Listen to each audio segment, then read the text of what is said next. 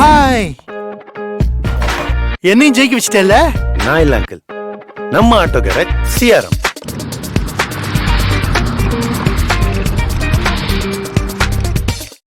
Hi, hello நண்பர்களே, வணக்கம். இன்னைக்கு இந்த நாட்டுடைய சொத்தா இருக்கக்கூடிய பொருளாதாரத்தை பயிலக்கூடியவங்க, தொழில் செய்யக்கூடியவங்களா, பேராசிரியர்களா, மாணவர்களா, பல விஷயங்களை சாதிக்கக்கூடியவங்களா இருக்கக்கூடியவர்கள ஏஜ் அப்படின்னா இந்த 16ல இருந்து ஆரம்பிச்சு 40 வயசுக்குள்ள.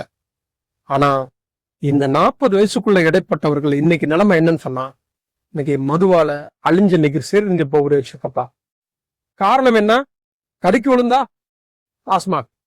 இந்த மாதிரி பாதிக்கப்பட்டவர்களை மீட்பது எப்படி அப்படிங்கிற ஒரு துடிப்பு ஒரு விஷயமா தான் இன்னைக்கு இந்த நேர்காணலே உங்களுக்காக. அதோட நம்ம கூட இருந்திருக்கிறார் ரிச்சர்ஸ் டேனியல், இந்த ரகோபத் டி அடிஷன் கிளினிக்குடைய டைரக்டர். ஆக்கரசுக்கு முன்பதாக புதிய பரிமாணம் சார் கன்சிடர் பண்ணீங்க. தொடர்ந்து இன்னும் போலாம் சார். மீண்டும் வணக்கம் சார். வணக்கம் வணக்கம் வணக்கம். இப்போ ஃபேமிலியை பத்தி நீங்க அதான் இன்னைக்கு அடிக்ஷன்ல இருந்து வெளியே வர்றதுக்கு மிக மிக சப்போர்ட்டான விஷயம் அவங்க வராங்க.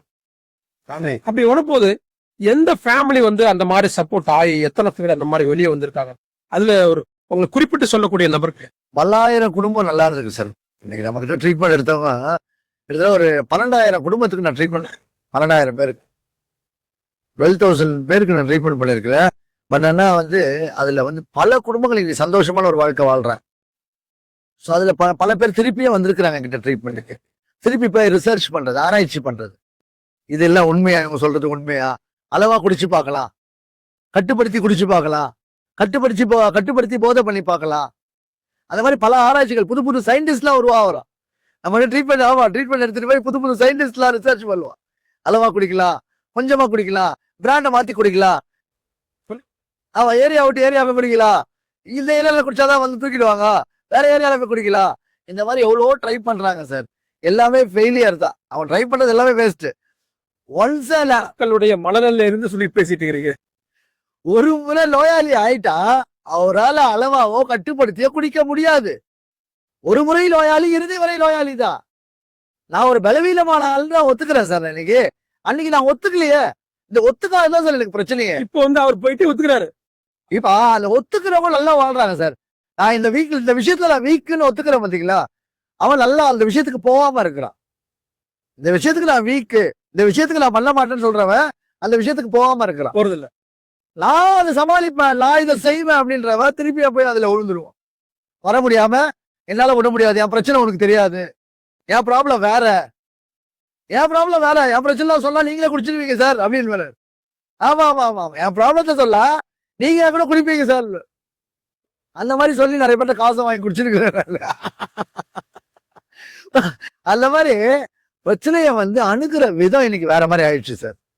ஸோ இன்னைக்கு நீங்க சொன்னீங்க பாருங்க, முதல் கேட்ட கேள்வி, இன்னைக்கு சூசைடு அதிகமாயிடுச்சு. ஏன்னா தற்கொலைகள் ஸோ ஆமா சார், ஏற்கனவே நான் வீக்கான ஆள்னு சொல்ல, நான் ஆரம்பத்தில் சொல்ல மாதிரி இந்த பலவீனமான ஆட்கள் தான் நோயாளியா மாறுறாங்க. அவங்க தான் மது, போதை, அந்த விஷயங்களுக்கு அடிமையாகிறாங்க. யார் ஒருத்தர் அடிமையாகிறாங்கன்னா ஒரு மனதளவில் பலவீனமான ஆள். இந்த பலவீனமான ஆளு பிரச்சனையை எதிர்கொள்ள அவருக்கு தைரியம் இல்லை. தைரியசாலி மாதிரி பேசுவார், நான் சமாளிச்சிடுவேன், நான் இதை பண்ணிடுவேன். இப்போ என்ன பண்ணுவாங்கன்னா, குடியை நிப்பாட்ட பிறகு ஊர் ஃபுல்லா கடை வாங்கிடுவாங்க சார். ஆமா, கடை வாங்கிடுவாங்க. ஏன்னா ஒரு தொழில் ஆரம்பிப்பாரு, அந்த தொழிலை திறம்பட பண்ணோம், சிறப்பா பண்ணோம்னு சொல்லிட்டு இங்க வாங்குவாரு, அங்க வாங்குவாரு, அங்க வாங்குவாரு, அங்க வாங்குவாரு, இங்க வாங்கி இங்க கொடுப்பாரு, இங்க வாங்கி இங்க கொடுப்பாரு, அங்க வாங்கி அங்க கொடுப்பாரு. ஆனா யாருக்குமே முழுசா கடத்தை கொடுக்க மாட்டாரு. கடை கொடுக்கணும் கை தூக்கிடுவாரு, என்னால கொடுக்க முடியல அப்படின்னாரு. அப்ப உன்னால கடத்தை கொடுக்க முடியல, என்ன பண்ணணும்? இப்ப உங்களுக்கு நான் கடை வாங்கிட்டேன் சார், கடை கொடுக்க முடியல, என்ன சொல்லணும்? சார் நான் தரேன் சார், நானு எனக்கு பிசினஸ் லாஸ் ஆயிடுச்சு, நான் தரேன் அப்படின்னு டைம் கேட்கலாம். அதை விட்டு நீ எப்ப கொடுத்த, ஓ நீங்க அடுத்தது என்ன பண்ணுவீங்கன்னு தெரியாம நான் ப்ரிவென்ஷனா ஒரு வேலையை போடுறேன். எப்ப கொடுத்த? நீ என்கிட்ட கொடுத்த, என் பொண்டாட்டிகிட்ட கொடுத்த, என்கிட்ட கொடுத்தா பரவாயில்ல. இந்த மாதிரி ப்ரிவென்ஷனா முன்னெச்சரிக்கையா ஒரு வேலையை போடுறது, இதெல்லாம் பெரிய ஒரு மாதிரி மனிதர்கள்லாம் நீங்க மாத்தி. ஆமா சார், இப்ப குடிய மட்டும் நிப்பாட்டுறது ஒரு விஷயம் கிடையாது. வாழ்க்கைய மேம்பாடா நடத்தணும் சார். பிறகு உள்ள வாழ்க்கையை மேம்பாட நடத்தணும். ஆமா ஆமா ஆமா ஆமா, குடிய நிப்பாட்டி அடுத்த ஸ்டெப்புக்கு போகணும் நான். சோ நான் வந்து பணத்தை மேனேஜ் பண்றது தப்பா மேனேஜ் பண்றேன். அதாவது இம்பல்சிவ் பிஹேவியர் சார். சீக்கிரமா உணர்ச்சி வசப்பட்டுருவேன். இப்ப நான் சென்டர் ஆரம்பிக்கும்போது எனக்கு ஒரு 5 பேஷண்ட் வந்துடும் சார். லைனா 5 பேஷண்ட் வந்துட்டோன்னே எனக்கு ஒன்றும் புரியாது. நான் ஸ்டாஃபுக்கெல்லாம் வந்து ட்ரெஸ் வாங்கி கொடுத்துருவேன், காசு கொடுத்துருவேன், எல்லாமே பண்ணிடுவேன், தாம் பண்ணிடுவேன். மறுநாள் காலையில அரிசி வாங்க காசு இருக்காது. என்ன இது இப்படி ஆயிடுச்சு அப்படின்னு யோசிப்பேன். ஸோ இது இம்பல்சிவான பிஹேவியர். ஸோ அந்த ஒரு இன்னைக்கெல்லாம் வந்து ஒரு முறையா பேஷண்ட் வருது வரல. இவங்களுக்கு வந்து இப்ப நீங்க இந்த மாதிரி ஒரு பிஹேவியர் வருது. ஏன்னா இது வந்து வேரியேஷனா வருது. ஒரு 40 பேர் 50 பேர் உள்ள வந்தாங்கன்னா அதுல 10 பேர் இப்படி 10 பேர் இப்படி 10 பேர் பல வகையா பிரியறாங்க. அந்த 10 பேர்ல மீண்டும் போய் குடிக்க போறேன்ட்டே போறான். ஆமா. தெரியாம குடிக்கிறது எப்படின்னு கத்துக்கிட்டேன். ஆமா ஆமா அப்படின்ட்டு ஒருத்தர் ஆமா. இப்படி ட்ரீட்மெண்ட் சென்டரில் மாட்டாமல் குடிப்பது எப்படி? ஆமா ஆமா ஒரு புக்ல டைட்டில் போடுவாங்க குங்குமத்துல, ட்ரீட்மெண்ட் சென்டரில் மாட்டாமல் குடிப்பது எப்படி அப்படின்னு சொல்லி இவரு கத்து கொடுப்பாரு. இவர்களுக்கு எட்ட தேவை துளசி இந்த கேட்டகரி வந்துட்டான் இருக்கிறான் உள்ள வெளியே போறாரு. அவங்களுக்கு அறிவு இல்லை சார். அவங்களுக்கு அறிவு இல்லை, அறியாமை. அவங்க பண்றது எல்லாமே அவங்க அறியாம பண்றாங்க. சரி, இவங்களுக்கு தேவை என்ன அட்வைஸ்? அவங்க சார் அட்வைஸ் பண்றது ஒரு ஆல்கஹாலிக் பிடிக்காது சார், ஒரு ட்ரக் அபியூசருக்கு பிடிக்காது. ஸோ 2 விஷயம் தான் சார், யூஸ் அபியூஸ். உபயோகமான பொருளை தவறா உபயோகப்படுத்துறது. ஆல்கஹால் ரம்மோட full form regular use medicine. அந்த மெடிசன் மாதிரி எடுத்துக்கினா பிரச்சனை கிடையாது. தைலத்தை எடுத்து தலைவலிக்கு தான் நெத்தி போட்டுல நம்ம லைட்டா தடுவிக்கலாம். மூஞ்சி ஃபுல்லா தடுவுனா என்ன ஆகும் சார்? அதுதான் சார் ஒரு ஆல்கஹாலிக் பண்றான். அளவா குடிக்கணும். ரம்மோட full form regular use medicine. மிலிட்டரியில ஒரு அளவா சாப்பிட சொல்லிட்டு ஒரு ஃபுல்லு கொடுக்குறான். இவன் என்ன பண்றான்? ஃபுல்லா வாங்கி ஃபுல்லா குடிச்சிட்டு படுத்துக்கிறான். இவனால அடுத்த வேலையை செய்ய முடியல. அப்படி இருக்கும் போதும் இவனுக்கு அட்வைஸ் பண்றதே பிடிக்காது. எனக்கு அட்வைஸ் பண்ண நீ யாரு? எனக்கு தெரியாத விஷயமே இல்லையே. நான் இதை பண்ணுவேன் அதை பண்ணுவேன்னு சொல்லிட்டு இருப்பான். வாயிலேயே அவனை மாதிரி ஜாலம் காட்டுறவன் யாருமே இல்லை. வாய் ஜாலம் பயங்கரம் சார் ஒரு ஆல்கஹாலிக்கு. நான் பேசுறேன் பாருங்களேன். நான் இன்னைக்கு நிறைய டிவியில பேசியிருக்கிறேன். நான் என்ன அவர் தன்னுடைய வாழ்க்கையை சரியான முறையில கட்டமைக்கணும்னு நினைப்பு. அந்த கட்டமைக்கிற நினைப்பு என்ன நீங்க கொடுக்க இல்ல, தொடர்ந்து ஃபாலோ. நீங்க பண்ணிட்டீங்க, நீங்க தான் தொடர்ந்து அவர் ஃபாலோ அப்ல இருக்கணும் சார். நம்ம ட்ரீட்மெண்ட் சென்டரோட ஃபாலோ அப்ல இருக்கணும். இல்ல நான் எனக்கு அவர் எப்படி இருக்கணும், அவர் என்ன நினைக்கணும் நீங்க நினைச்சீங்களா சார்? அவரு முடிவு பண்ணணும் சார், அவரு தான் முடிவு பண்ணணும். ஸோ நான் வந்து இங்க வந்து நம்ம ட்ரீட்மெண்ட் சென்டர்ல என்ன பண்றோம்னா, அவரை வந்து நான் குணப்படுத்தல, அவருக்கு ரெக்கவரி நான் கொடுக்கல. இறைவனுக்கு அவருக்கும் தொடர்பை ஏற்படுத்திக்கிறாரு அவரு. ஸோ எனக்கு மேல உயர்ந்த சக்தி இருக்கு, அந்த சக்தி கூட நான் ரிலேஷன் வச்சுக்கணும். எப்படி வச்சுக்கிறது? நான் உண்மையை பேசணும். ஆமா, என்ன பார்த்துட்டு இருக்காரு ஒருத்தர். இப்ப நான் என்ன ஒருத்தர் பார்த்துட்டு இருக்காருன்னா, என்ன வாட்ச் பண்ணி இருக்காரு, நான் நடக்கும்போது வாட்ச் பண்ணாரு, ஓடும் போது வாட்ச் பண்ணாருன்னா நான் எவ்வளவு பயம் கண்ணுங்க கருத்துமா நடப்பேன், ஒரு பயந்து நடப்பேன். அந்த பயம் வேணும். அந்த பயம் தான் சார் விஸ்டமை கொடுக்கும். கடவுளுக்கு பயப்படுறதா சார் ஞானத்தோட ஆரம்பமே. அந்த ஞானம் வந்துச்சுனாலே நான் தெளிவாயிடுவேன் சார். அந்த ஞானம் இல்ல, அறிவு இல்ல, அறியாமையில பண்றாங்க. புரியுதுங்களா? உங்களோட நான் முன்னாடி போனோம், உங்களோட நான் பின்னாடி போக கூடாது. என்ன நீங்க உயர்வா தான் நினைக்கணும். நான் தான் கெத்து, நான் தான் பெரிய ஆளு, நான் தான் இந்த உலகத்துல நான் தான் பெஸ்டா பண்றேன் அப்படின்னு நான் எனக்குள்ளே ஒரு போர்வையை போத்தில் சுத்துறேன். ஸோ மொத்தத்துல வந்து இது வந்து ஒரு நோய், நான் ஒரு நோயாளி அப்படின்றத ஒத்துக்கிறதுக்கான மனசு அவருக்கு வேணும். அந்த மனசை ஏற்படுத்ததான் ரியலைசேஷன் நடக்குது. ட்ரீட்மெண்ட் சென்டர்ல செல்ஃப் ரியலைசேஷன் சார். அந்த லைன்ல நின்று சாப்பாடு வாங்கணும் சார், லைன்ல நின்று டீ வாங்கணும், அவர் சாப்பிட்ட தட்டை அவர் தான் வாஷ் பண்ணணும், அவர் சாப்பிட்ட டீ குடிச்ச கிளாஸ் அவர் தான் கழுவணும். இது வந்து அவருக்கு கொடுமைப்படுத்துற மாதிரி இருக்கும் சார், அவருக்கு துன்பப்படுத்துற மாதிரி இருக்கும். சாப்பாடாது கீழ்பாடாதுன்னு தட்டை தூக்கி அடிப்பாரு, கிளாஸ் தூக்கி அடிப்பாரு, தலைகாலி தூக்கி அடிப்பாரு. இங்க அதெல்லாம் பண்ண முடியாது. இங்க தூக்கணும் நினைச்சாலும் நம்மள பாப்பாரு. நீங்க அவங்களுடைய மாறுறதுக்கு ஒரு சிஸ்டமேட்டிக் கொடுக்குறீங்க. ஆமா ஆமா ஆமா, ஒரு ஹேபிட் ஃபார்மிங் சார். ஒரு 90 days ஒரு எந்த பழக்கமோ ஒரு 90 நாள் பண்ணும் போது நம்மள அறியாம பழக்கம் ஆயிடும் சார் அது. ஸோ 91 நாள் நம்மள அறியாமலே பண்ணிடுவோம் அது. ஸோ அதுதான் ஹேபிட் ஃபார்மிங். இயல்பான அவங்களோட அன்றாட வாழ்க்கையை வந்து கற்று பழக வைக்கிறீங்க. ஆமா. ஸோ அவர் ஆரம்பத்துல எடுத்த உடனே குடிக்காரன் அவ்வளோ சார். எடுத்த உடனே அக்கேஷனாக ஸ்டார்ட் பண்ணியிருப்பாரு. அப்புறம் தான் சோஷியல் ஆயிருக்கும், அப்புறம் தான் ப்ராப்ளம் ஆயிருக்கும். இவர் என்ன பண்றாருன்னா திரும்பி அந்த அக்கேஷனல் போறதுக்கு தான் ட்ரை பண்றாரு. நான் ஆரம்பத்துல அளவா தானே குடிச்சேன், அவர் ஒத்துக்கல. நான் அவர் குடிக்காரன்னு ஒத்துக்கல, நான் அவர் குடி நோயாளியும் ஒத்துக்கல. நான் அக்கேஷனல் ஸ்டார்ட் பண்ணு சொல்லிட்டு அங்க போக ட்ரை பண்ண, கடைசி வரையும் போக முடியல. மறுவாழ்வு மையத்துக்கு வந்தோடனே அவருக்கு டீட்டெயிலா புரிய வைக்கிறாங்க. உடல் ரீதியா உனக்கு இந்த பிரச்சனை இருக்குது, மன ரீதியா உனக்கு இந்த பிரச்சனை இருக்குது, ஆன்மீக ரீதியா இந்த பிரச்சனை இருக்குது. வேலையில நல்லா வேலை செஞ்சிருந்தா அவனுக்கு கூப்பிட்டு வேலை கொடுத்துருந்தாங்க. இப்ப ஏன் வேலை கொடுக்க மாட்டாங்க?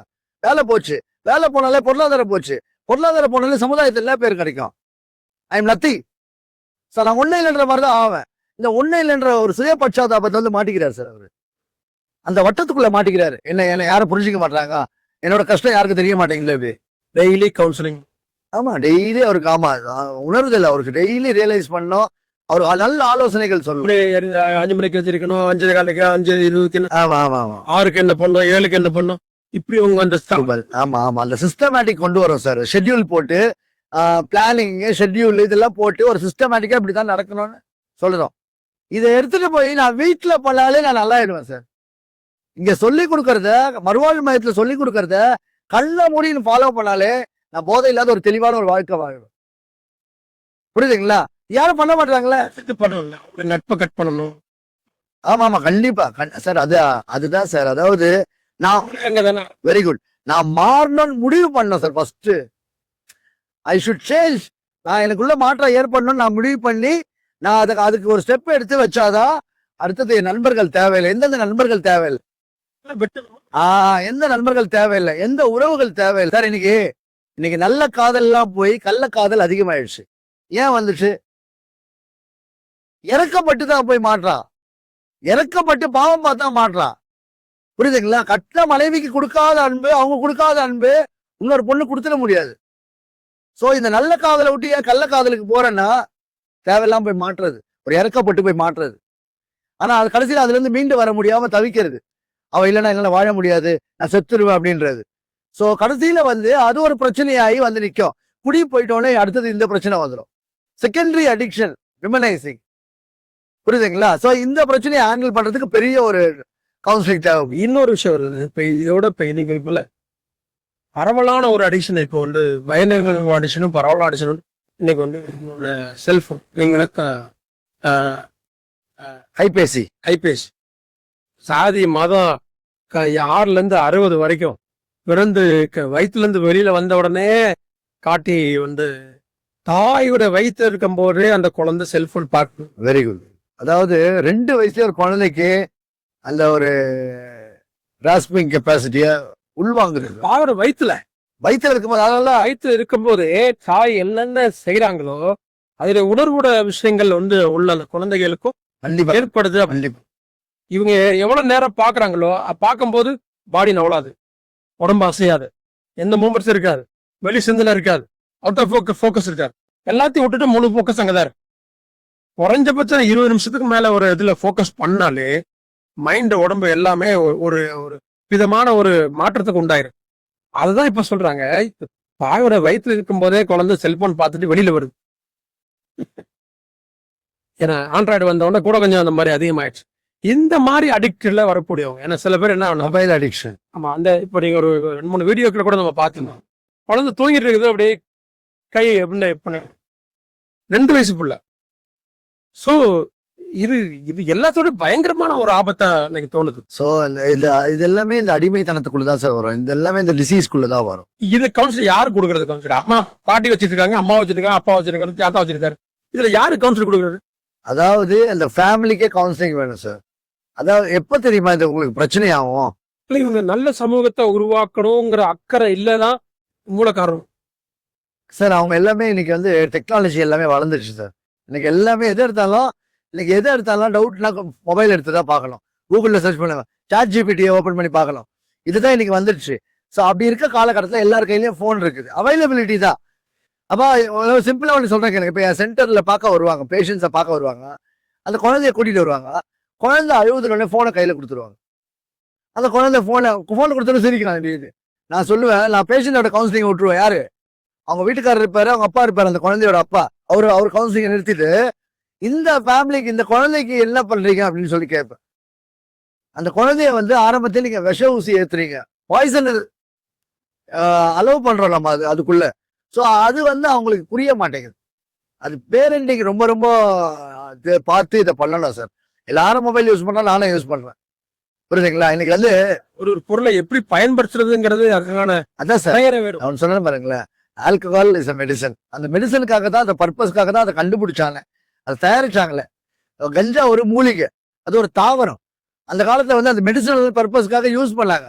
இன்னைக்கு வந்து அந்த கஞ்சாவை வந்து அடிச்சு தலைவரி கோலமா கொலை பண்றான், கொள்ளை அடிக்கிறான், கற்பழிக்கிறான், எல்லாத்துக்கும் போயிடுறான்.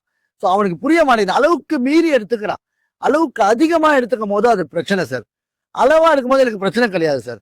என்னால அளவா எடுக்க முடியாது. ஒன்ஸ் நான் அது மாதிரி ஆயிட்டேனா, அடிமை ஆயிட்டேனா, என்னால அளவா எடுக்க முடியாது. சொல்ல வேண்டியது அளவா இல்ல, எடுக்கான. அதாவது ஆக்சுவலா இவங்களுக்கு யாருக்குமே தெரியாது சார். தான் அடிமையாக போறது தெரியாது இல்ல, தெரியாம தான் எடுக்கிறாங்க. எல்லாரும் குடிக்கிறான். இப்போ வந்து எங்க பக்கத்து வீட்டுல ஒருத்தர் குடிக்கிறாரு சார். அவரை பார்த்தா நான் ஆரம்பிக்கிறேன். அவர் சாப்பிட்றாரு, நான் சாப்பிடக்கூடாதா? அவர் சாப்பிட்டா அவர் ஜாலி தமாஷா விளையாடுறாரு, ஜோக் அடிக்கிறாருன்றதுக்காக நான் போய் சாப்பிட்றேன். இது ஒரு கேள்வி சார். எக்கனாமிக் லாஸ், கல்வி லாஸ்.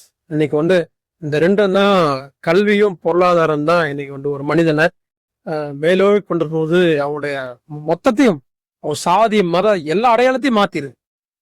கல்வி பொருளாதாரம் இந்த ரெண்டும் தான் மாத்து. இந்த ரெண்டுமே இன்னைக்கு வந்து இலகுவா ஈஸியா கையில கிடைக்கிற காலத்துல இந்த ரெண்டையும் இழக்கக்கூடிய ஒரு வாய்ப்பு இன்னைக்கு இந்த மது மூலமா உருவாயி. இப்போ நீங்க டிஅடிக்ஷன் சென்டர் நடத்தக்கூடிய நீங்க ஒரு மென்டார்.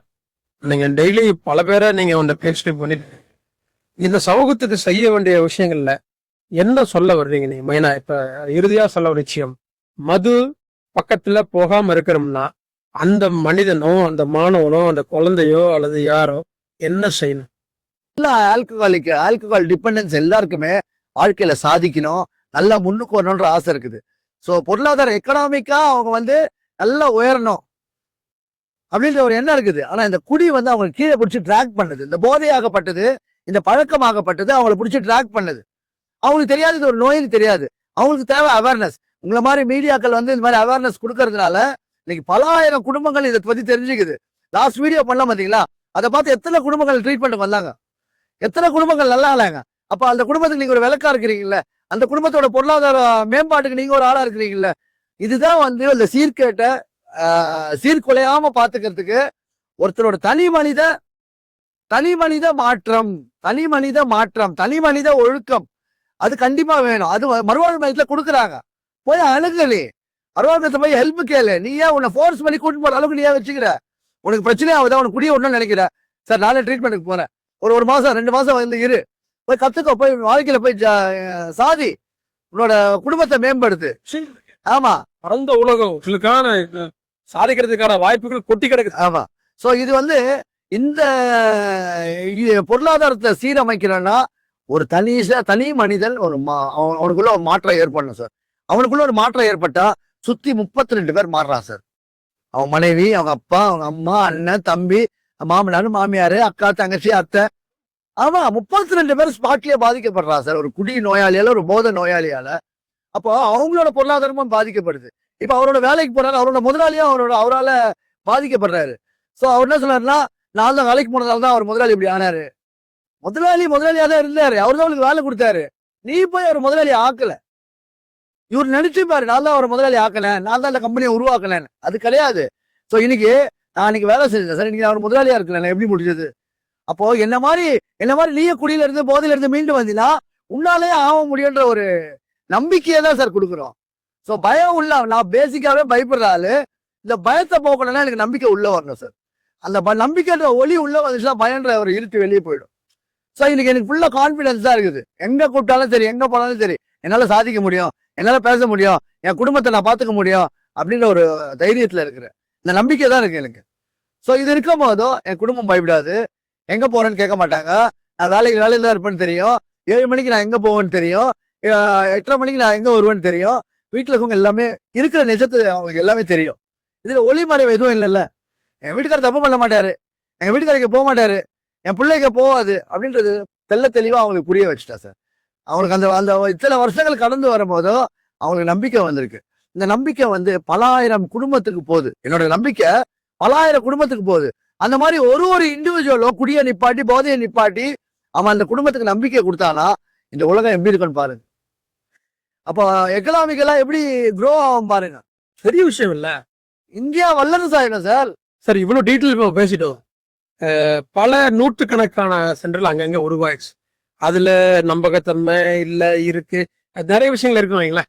இப்ப நீங்க ஒரு 17 வருஷம் நடத்தி கிட்டத்தட்ட ஒரு 12,000 பேரை இன்னைக்கு அவங்களை குணப்படுத்தி அவங்க பாத்துறாங்க. நம்மளுடைய டிபேட்ல எல்லாம் குடும்பத்தோட வந்து சொன்னாங்க, நாங்க இப்படிலாம் இருந்தோம், மாறிட்டோன்னு வந்து நம்ம டிபேட் நீங்க நடத்தினோம்னா நீங்க இருந்தீங்க இல்லையா? ஆமா ஆமா ஆமா ஆமா. இந்த ரிப்போர்ட் நடத்தும் போது எல்லாம் சொன்னாங்க. இது நமக்கு முன்மாதிரி இருக்கிறாங்க. ஆனா இதெல்லாம் ஒழுங்குபடுத்துறதுக்கு எந்த மாதிரியான நடவடிக்கை? சார் மறுவாழ்வு மையத்தை சீரா அமைக்கணும் சார். இன்ஃப்ராஸ்ட்ரக்சர் கரெக்டா இருக்கணும், சாஃப்ட் ஸ்ட்ரக்சர் கரெக்டா இருக்கணும், ஸ்டாஃப்ஸ் கரெக்டா இருக்கணும். அதாவது அவங்களுக்கு ஃபுட்டு, நல்ல ஃபுட்டு கொடுக்கணும், நல்ல தூக்கம் கொடுக்கணும்.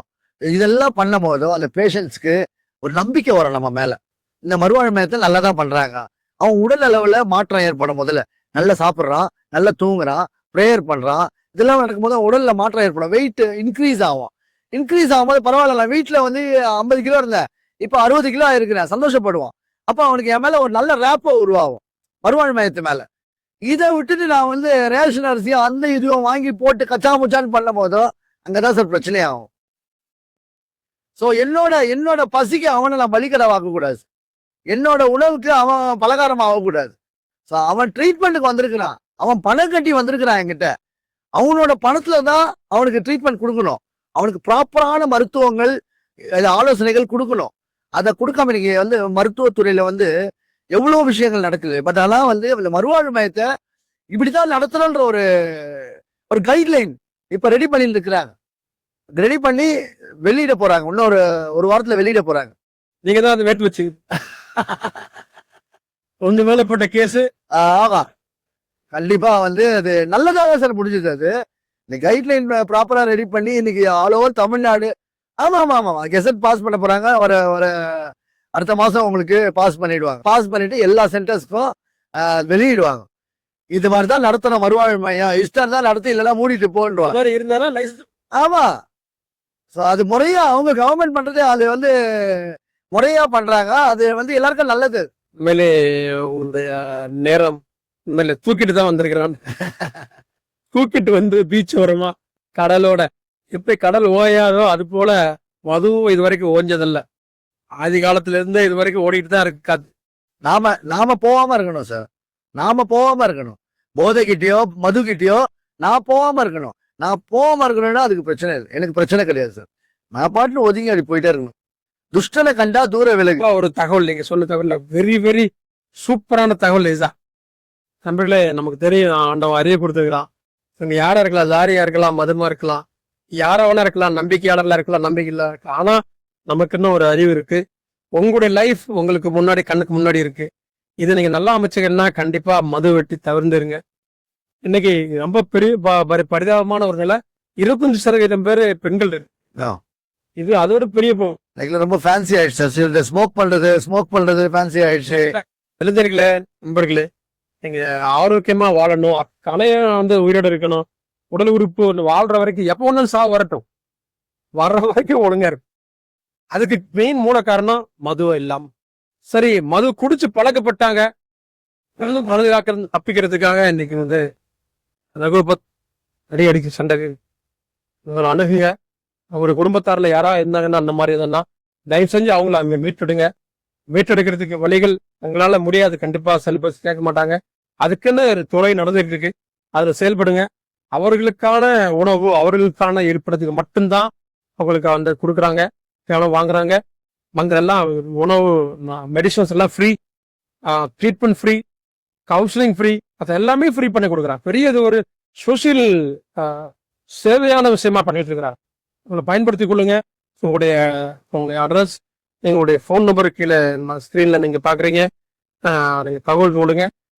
நண்பர்களே, இது ஒரு பொறுமையா இருந்து இந்த விஷயங்களை நீங்க பார்த்தீங்க. இப்படிப்பட்ட ஒரு மதுவால சமுதாயம், மது இல்லாத சமுதாயம் உருவாகிறதுக்கு நீங்க குடிக்க போகலன்னா டாஸ்மாக் காசு ஈயாடதான் செய்யும். ஆனா பேர் அப்படின்னு சொல்றாங்க, டாஸ்மாக் திறந்திருக்கு நாங்க குடிக்கிறேன்னு சொல்றாங்க. நீங்க போகலன்னா யார் அதை வாங்க போறா? இதுதான் உள்டா மாதிரி. நீங்க போகாதீங்க, டாஸ்மாக் ஃப்ரீயா இருக்கும். டாஸ்மாக் வியாபாரங்கள்லாம் தன்னால மூடிடுவாங்க. ஸோ இது இந்த மாதிரி நீங்க ஒரு பாசிட்டிவா யோசிங்க. உங்களோட வாழ்க்கை நல்லா இருக்கும். உங்களுடைய குழந்தைங்க, உங்களுடைய பொருளாதாரம், உங்களை பின்பற்றக்கூடிய உங்களை ஞாபகம் வச்சுக்கொள்ளுங்க. உங்க ஜீனுக்குள்ள போகக்கூடியது இந்த ஆட்கள். உங்களோட தலைமுறை அது பாருங்க.